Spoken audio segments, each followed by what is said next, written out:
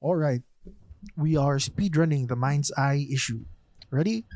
Okay, this game is from Leslie Benzies. He's an ex-Rockstar North president. This guy left Rockstar and started a company called Build a Rocket Boy. And then they made Mindseye. For some reason, it was kind of hyped to be the spiritual successor to Grand Theft Auto, which I think is a bit weird because Grand Theft Auto is the spiritual successor to. Whatever. Anyway, the game sounds dope, right? But hold on to your dollars and don't spend it just yet because it's not pretty. First, it crashes on most PCs, even if you have a 4090 RTX, that doesn't really matter. Frame rates sometimes tank to slideshow levels, and even on a PS5 Pro, you are limited and locked to 30 FPS. It sits at 42% positive rating on Steam, with players calling it unpolished garbage. Not my words.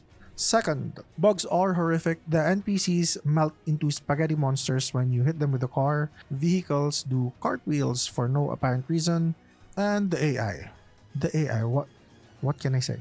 Actually, let me show you.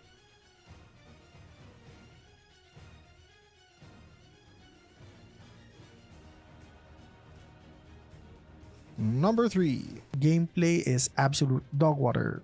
Stiff driving, and for the lack of a better word, floaty shooting, and a world that's linear as hell. Although I am to understand that this was intended to be not a direct sandbox game like Grand Theft Auto. Why in the world they would do that? I have no idea. There is no crime system, no cops, no carjacking, side missions. Forget it.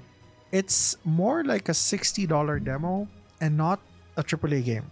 And number 4, it has absolutely no polish. The city feels empty. The voice acting is decent. The dialogue kind of makes you cringe. The cutscenes are also decent, but the rest of it feels like it's a half-baked game mod instead of an actual game.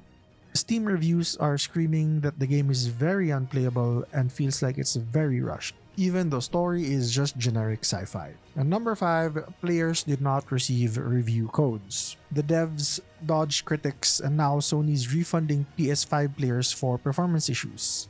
This is something like what Cyberpunk had to deal with when it first came out. It's that bad.